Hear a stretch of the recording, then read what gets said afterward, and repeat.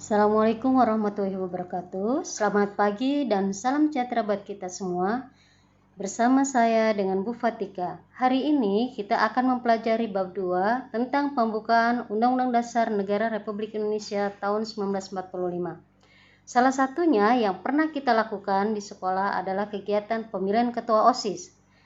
Karena kegiatan pemilihan ketua OSIS itu merupakan contoh penerapan nilai demokrasi di sekolah. Rangkaian kegiatan tersebut merupakan bagian perwujudan pokok pikiran yang terkandung dalam pembukaan Undang-Undang Dasar Negara Republik Indonesia tahun 1945. Mari kita simak slide berikutnya. Oke, slide berikutnya tentang tujuan pembelajaran. Itu kalian mampu menjelaskan makna alinea dan pokok pikiran pembukaan UUD NRI tahun 1945 dengan benar. Kemudian kalian mampu menganalisis dan menyintesiskan makna alinea serta pokok pikiran pembukaan UUD NRI tahun 1945 yang terkandung dalam wacana tersebut dengan tepat. Kemudian setelah itu kalian mampu menerapkan pokok pikiran pembukaan UUD NRI tahun 1945 dalam kehidupan sehari-hari dengan baik. Yang terakhir, kalian mampu menciptakan sebuah karya sederhana dengan baik. Perhatikan tulisan di samping ini. A. Isi dan makna alinea pembukaan UUD NRI tahun 1945. Yang B.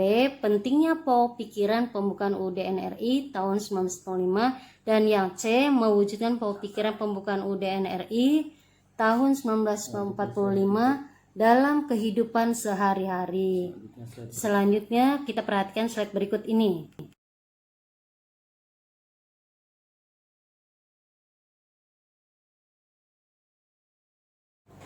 Perhatikan slide berikut ini. A. Isi dan makna alinea pembukaan UUD NRI tahun 1945. Alinea pertama, setiap bangsa mempunyai hak untuk merdeka.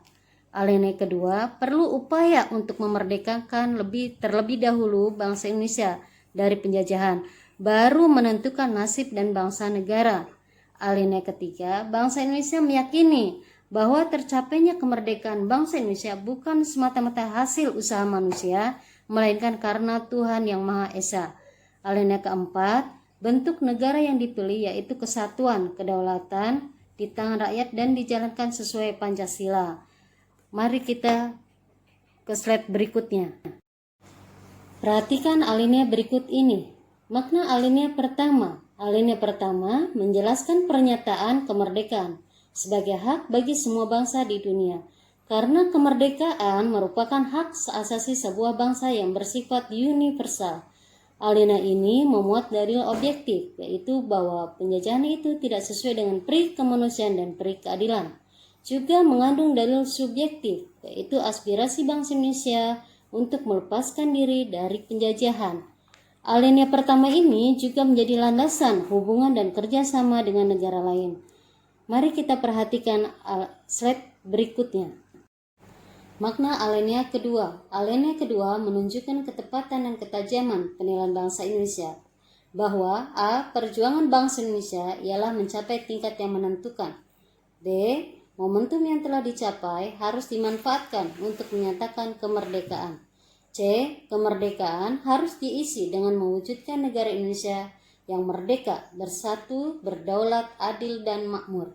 Kemerdekaan yang diraih harus mampu mengantarkan rakyat Indonesia menuju cita-cita nasional, yaitu negara yang merdeka, bersatu, adil, dan makmur. Mari kita ke slide berikut. Makna alinea ketiga.